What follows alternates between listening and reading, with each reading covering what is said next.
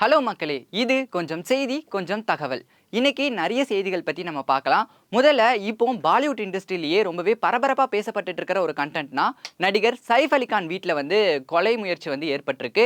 So நடிகர் சைஃப் அலி கான் மேல வந்து நிறைய கத்திக்குத்துலாம் வந்து ஏற்பட்டிருக்கு. இதுதான் வந்து பாலிவுட் இண்டஸ்ட்ரியிலேயே இப்போ வந்து பரபரப்பான ஒரு விஷயமா வந்து பேசப்பட்டுட்டு இருக்குன்னே சொல்லலாம். அங்க மட்டும் இல்ல, ஒட்டுமொத்த மக்களையுமே வந்து திரும்பி பார்க்க வச்சிருக்கு இந்த சம்பவம்.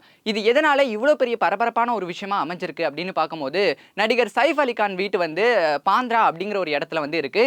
ஸோ இது வந்து எப்படின்னா, நம்ம சென்னையில எப்படி கோடம்பாக்கம் ஏரியா, அதே மாதிரி மும்பையில் இருக்கக்கூடிய ஒரு கோடம்பாக்கம் அப்படின்னு இந்த பாந்த்ரா இடத்த வந்து சொல்றாங்க. இங்க தான் நிறைய சினிமா செலிபிரிட்டிஸ்லாம் வந்து வசிச்சுட்டு இருக்காங்கன்னே சொல்லலாம். ஸோ இந்த இடமே வந்து ரொம்பவே பாதுகாப்பான ஒரு இடம் அப்படின்னு வந்து கருதப்படுது. இப்படி ஒரு பாதுகாப்பான இடத்துல நடிகர் சைஃப் அலி கான் மேல வந்து கத்திக்குத்து ஏற்பட்டிருக்கிறது வந்து எல்லாராலையுமே இப்போ வந்து பரபரப்பா வந்து பேசப்பட்டுட்டு இருக்கு.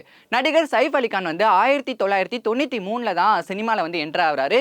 ரேஸ், விக்ரம் வேதா, தேவாரா, ஆதி புருஷ் இந்த மாதிரியான படங்கள் மூலமா ரொம்பவே பிரபலமா இப்போ வரைக்குமே பாலிவுட்ல ஒரு முன்னணி நடிகரா வலம் வந்துட்டு இருக்கிறது தான் சைஃப் அலி கான். இவரு கடந்த 2012ஆம் ஆண்டு வந்து கரீனா கபூரை லவ் பண்ணி மேரேஜ் பண்றாரு. இப்போ அவங்களுக்கு 2 குழந்தைங்களுமே வந்திருக்காங்க.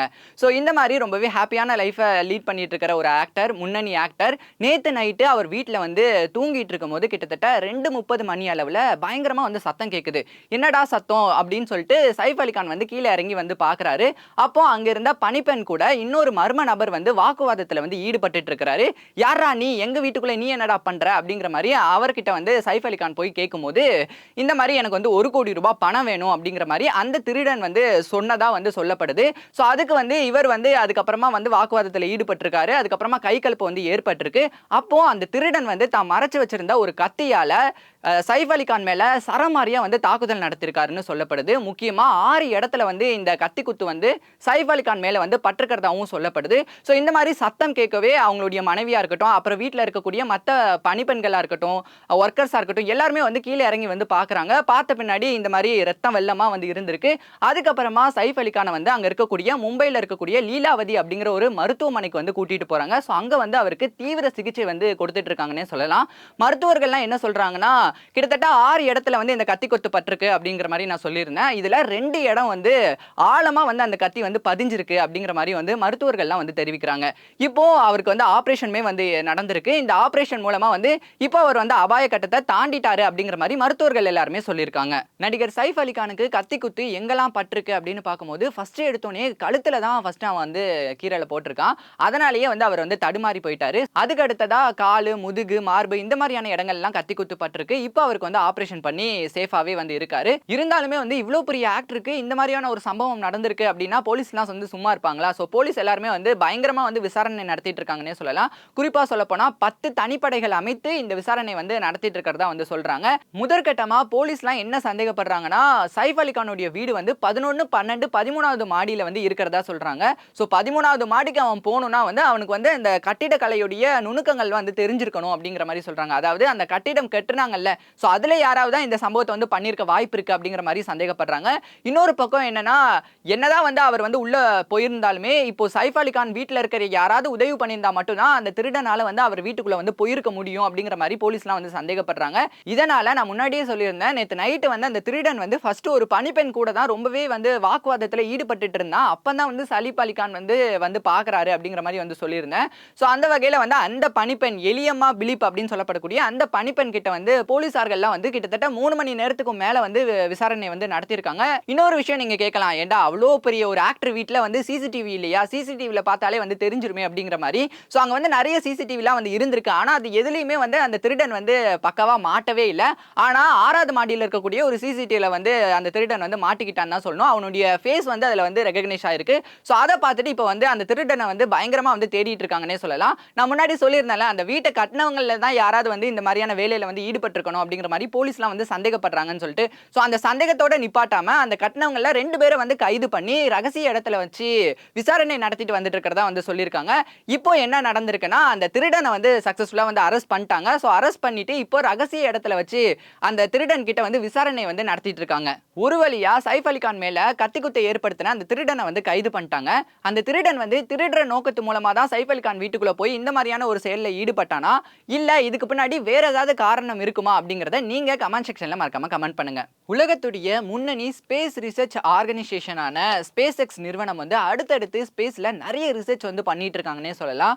அதுல ஒரு குறிப்பிடத்தக்க ஒரு ரிசர்ச் அப்படின்னு பார்க்கும்போது ஸ்பேஸ் எக்ஸ் நிறுவனத்துடைய ஸ்டார்ஷிப் ராக்கெட்டுடைய பூஸ்டரை வந்து சக்சஸ்ஃபுல்லா பூமியில லேண்ட் பண்றதுக்கு இந்த ரிசர்ச் வந்து ரொம்ப நாளாவே வந்து நடந்துட்டு இருக்கு. அதுல ஒரு பகுதியா 7வது முறையா இந்த ராக்கெட் வந்து விண்ல அனுப்பி வந்து சோதனை நடத்தியிருக்காங்க. சோ இந்த சோதனையில யாரும் எதிர்பார்க்காத வகையில இந்த பூஸ்டர் வந்து பயங்கரமா வானத்திலே வந்து வெடிச்சு சிதறி இருக்கு அப்படிங்கிற மாதிரி வந்து சொல்றாங்க. நம்ம எல்லாருமே நேத்து அந்த வீடியோஸ் எல்லாத்தையுமே பார்த்தோம். சோ இந்த வெடிப்பு வந்து எப்படி ஏற்பட்டிருக்கு அப்படின்னு பார்க்கும்போது இந்த ஸ்பேஸ் எக்ஸ் நிறுவனத்துடைய இந்த ஸ்டார்ஷிப் 7வது ராக்கெட் வந்து நேத்து அமெரிக்கால இருக்கக்கூடிய டெக்சாஸ் மாகாணத்துல ஏவுகலத்துல இருந்து அது வந்து விண்ல வந்து ஏவப்பட்டிருக்கு. சோ அது வந்து சக்சஸ்ஃபுல்லா விண்ணுக்கு போயிட்டு அதுக்கப்புறமா அந்த ராக்கெட் வந்து 2 துண்டா வந்து பிரிஞ்சு அந்த பூஸ்டர் வந்து கீழே இறக்க வந்து முயற்சி பண்ணியிருக்காங்க. அதுவுமே வந்து கரெக்டா கீழே இறங்கி வந்துட்டு இருக்கும்போது கிட்டத்தட்ட 8.5 நிமிடங்கள்ல வந்து ஸ்டார்ஷிப் நிறுவனத்து கூட இருந்த அந்த தொலைத்தொடர்பு வந்து துண்டிக்கப்பட்டிருக்கு அப்படிங்கிற மாதிரி வந்து சொல்றாங்க. துண்டிக்கப்பட்ட பிறகு அந்த பூஸ்டர் வந்து பயங்கரமா வெடிச்சு சிதறி இருக்கு. வானத்திலே வந்து வெடிச்சு சிதறி இருக்கு. கரேபியன் சி பகுதியில் வந்து இந்த வெடிப்பு வந்து ஏற்பட்டிருக்கு அப்படிங்கிற மாதிரி சயின்டிஸ்ட் எல்லாருமே வந்து சொல்லியிருக்காங்க. இது தொடர்பா ஸ்பேஸ் எக்ஸ் நிறுவனத்துடைய தொலைத்தொடர்பு மேலாளர் டான் அப்படிங்கிறவர் என்ன சொல்றாருன்னா, எங்க தப்பு நடந்திருக்கிறதுங்கிறத வந்து நம்ம கண்டறிய வேண்டும் அப்படிங்கிற மாதிரி வந்து சொல்லியிருக்காரு. ஸோ எங்க தப்பு நடந்திருக்குங்கிறத கண்டறிஞ்சு அதை வந்து சரி செய்யறதுக்கு எங்களுக்கு வந்து சிறிது காலம் வந்து தேவைப்படுது அப்படிங்கிற மாதிரி வந்து சொல்லியிருக்காரு. அடுத்தபடியா ஸ்பேஸ் எக்ஸ் நிறுவனம் தரப்புல இருந்து என்ன சொல்லியிருக்காங்கன்னா, இந்த மாதிரியான விஷயங்கள்லாம் நடக்கும்போது இந்த பூஸ்டர் நோக்கி இருக்கக்கூடிய எங்களுடைய நம்பிக்கை வந்து அதிகரிக்குது அப்படிங்கிற மாதிரி வந்து சொல்லியிருக்காங்க. அது மட்டும் இல்லாம இந்த மாதிரியான விஷயங்கள்ல இருந்து நாங்க நிறைய விஷயங்கள் வந்து கத்துக்கிறோம் அப்படிங்கிற மாதிரியும் வந்து சொல்லியிருக்காங்க. ஸ்பேஸ் எக்ஸ் நிறுவனத்துடைய இந்த முயற்சி வந்து தோல்வி அடைஞ்சிருந்தாலும் இந்திய விண்வெளி ஆராய்ச்சி மையமான இஸ்ரோவுடைய முயற்சி வந்து தோல்வி அடையலன்னு தான் சொல்லணும். அவங்க மிகப்பெரிய ஒரு சாதனையை வந்து இப்போ நிகழ்த்தி காட்டியிருக்காங்க. ஸோ அதை பற்றி நான் வந்து லாஸ்ட்ல சொல்கிறேன். அதுக்கு முன்னாடி இஸ்ரோ நிறுவனம் வந்து நிறைய திட்டங்களை வந்து அடுத்தடுத்து வந்து வச்சிருக்காங்கன்னே சொல்லலாம். இப்போ வரைக்குமே வந்து இந்த விண்வெளியில் போய் தங்கி இருந்து ஆராய்ச்சி பண்ணுறதெல்லாம் வந்து இந்த மாதிரியான செயல்முறை, அதாவது விண்வெளி ஆராய்ச்சி மையம் வந்து அமெரிக்கா, ரஷ்யா, சைனா இந்த மாதிரியான நாடுகள் கிட்ட தான் வந்து இருக்கு. இப்போ வரைக்குமே நம்ம இந்தியாவில் ஒரு விண்வெளி ஆராய்ச்சி மையம் வந்து இப்போ வரைக்குமே இல்ல. ஆனா பாரதிய அந்தரிக்ஷா ஸ்டேஷன் அப்படின்னு சொல்லப்படக்கூடிய PAS அப்படிங்கிற ஒரு விண்வெளி ஆராய்ச்சி மையத்தை கூடிய சீக்கிரமாவே உருவாக்கணும் அப்படிங்கிற ஒரு முனைப்போட இஸ்ரோ வந்து பயங்கரமா வந்து திட்டமிட்டு வந்துட்டு இருக்காங்கன்னே சொல்லலாம். இந்த விண்வெளி ஆராய்ச்சி மையத்தை வந்து வருகிற 2035க்குள்ள வந்து செயல்படுத்தி முடிக்கணும் அப்படிங்கிற மாதிரியான ஒரு முனைப்போட வந்து அவங்க வந்து வேலை பார்த்துட்டு இருக்காங்க. சோ அந்த வகையில இந்த விண்வெளி ஆராய்ச்சி மையத்துடைய பணிகள்லாம் எப்ப தொடங்கும் அப்படின்னு பார்க்கும்போது வருகிற 2028 வந்து விண்வெளி ஆராய்ச்சி மையத்துக்கு தேவையான இந்த கருவிகளா இருக்கட்டும், மற்ற பாகங்களா இருக்கட்டும் ஒவ்வொன்றா வந்து விண்ல செலுத்த போறோம் அப்படிங்கிற மாதிரி இஸ்ரோ வந்து இப்போதைக்கு வந்து சொல்லியிருக்காங்க. ஸோ கூடிய சீக்கிரமாவே வந்து விண்வெளியில இந்தியாவுக்குன்னு ஒரு ஆராய்ச்சி மையம் வந்து இருக்கும். விண்வெளியில இந்திய ஆராய்ச்சி வீரர்கள் எல்லாம் போய் தங்கி இருந்து அங்க வந்து இந்த ஆய்வு வந்து நடத்துறதுக்கான செயல்பாடுகள் எல்லாமே கூடிய சீக்கிரமாவே நடக்க போகுது அப்படிங்கிற மாதிரி இஸ்ரோ வந்து நம்பிக்கை கொடுத்திருக்காங்கன்னே சொல்லலாம். அதோடைய ஒரு பகுதியா வந்து இஸ்ரோவுடைய ஸ்பெடக்ஸ் திட்டத்தின் கீழே 2 விண்கலன்களை ஒரே நேரத்தில் விண்ல ஏவுறதுக்கான பணிலாம் வந்து ரொம்ப சூப்பராகவே வந்து நடந்துட்டு இருந்துச்சுன்னே சொல்லலாம். கடந்த டிசம்பர் 30ஆம் தேதி ஸ்ரீஹரிகோட்டால இருந்து இந்த 2 ஸ்பேஸ் ஷிப்பையுமே வந்து விண்ல ஏவி இருந்தாங்க. ஸோ அது வந்து சக்சஸ்ஃபுல்லா விண்ல போயிட்டு ஒரு 20 கிலோமீட்டர் தூரத்துல வந்து ரெண்டுமே வந்து நின்றுச்சு. ஸோ அதுக்கப்புறமா இது ரெண்டையுமே வந்து ஒருங்கிணைக்கிற செயல்பாடுகள்ல வந்து அடுத்தடுத்து வந்து நடந்துட்டு இருந்துச்சுன்னே சொல்லலாம். ஸோ இதோடைய வேகத்தை வந்து கொஞ்சம் கொஞ்சமா குறைச்சி இது ரெண்டுத்தையுமே வந்து ஒருங்கிணைக்கிறது தான் வந்து இஸ்ரோவுடைய ஒரு திட்டமாவே வந்து இருந்துச்சு. ஆனா ஜனவரி 7ஆம் தேதி இதை வந்து நடத்தலாம் அப்படிங்கிற மாதிரி வந்து பிளான் பண்ணி வச்சிருந்தாங்க. ஆனா விண்வெளியில இருக்கக்கூடிய புறசூழல் காரணமா வந்து இது வந்து கொஞ்சம் தாமதமாச்சுன்னே சொல்லலாம். அதாவது புறசூழல் காரணமா இதோடைய வேகத்தை வந்து குறைக்கிறது ரொம்பவே வந்து சிக்கலா இருந்துச்சு. இதனால இதோடைய வேகத்தை வந்து குறைக்க முடியல.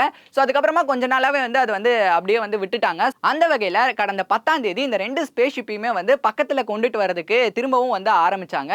சோ இப்போ என்ன ஆயிருக்கு அப்படின்னு பார்க்கும்போது கிட்டத்தட்ட வெறும் 3 மீட்டர் தொலைவுல வந்து 2 ஸ்பேஸ் ஷிப்பையுமே வந்து பக்கத்துல கொண்டுட்டு வந்துட்டாங்கன்னே சொல்லலாம். சோ அந்த வகையில 2 ஸ்பேஸ் ஷிப்பையுமே ஒண்ணுக்கு ஒண்ணு வந்து புகைப்படம் எடுத்திருக்கு அப்படிங்கிற மாதிரி வந்து சொல்லியிருக்காங்க. சோ இது வந்து மிகப்பெரிய சாதனை அப்படிங்கிற மாதிரி விண்வெளி ஆராய்ச்சியாளர்களால வந்து கருதப்படுதுன்னே சொல்லலாம். ஏன்னா இதுவரைக்கும் இந்த டாக்கிங் தொழில்நுட்பம் வந்து ரஷ்யா, சீனா மாதிரியான இந்த நாடுகள் கிட்ட தான் இருந்துச்சு. ஸோ அந்த வகையில் இப்போ முதல் முறையா வந்து இந்தியா வந்து இதுல 4வது இடத்துல வந்து போய் சேர்ந்திருக்குன்னே சொல்லலாம். அதாவது டாக்கிங் தொழில்நுட்பம் இருக்கக்கூடிய நாடுகள்ல 4வது இடத்துல இப்ப இந்தியா வந்து போய் சேர்ந்திருக்கு. விண்வெளியில தனித்தனியா சுத்தக்கூடிய விண்கலன்களை வந்து ஒருங்கிணைக்கிற செயல்பாடு வந்து இந்தியா இப்ப சக்சஸ்ஃபுல்லா முடிச்சிட்டாங்க. ஸோ இதுக்கப்புறமா இன்னும் நிறைய செயல்பாடுகளை வந்து பண்ணணும் அப்படிங்கிற மாதிரி இஸ்ரோ வந்து இப்ப தெரிவிச்சிருக்காங்க. இப்போ இஸ்ரோ வந்து ஒரு அறிக்கை வந்து வெளியிட்டிருக்காங்க. அந்த அறிக்கையில அவங்க என்னெல்லாம் சொல்லியிருக்காங்க அப்படின்னு பார்க்கும்போது, இஸ்ரோ வந்து இது மூலமா வந்து ஒரு வரலாற்று சாதனை வந்து படைச்சிருக்கு, நிகழ்த்தி காட்டியிருக்கு அப்படிங்கிற மாதிரி சொல்லியிருக்காங்க. அதாவது இந்த 2 ஸ்பேஸ் ஷிப் வச்சு நிறைய ரிசர்ச் வந்து அடுத்தடுத்து மேற்கொள்ள போறோம் அப்படிங்கிற மாதிரி வந்து சொல்லியிருக்காங்க.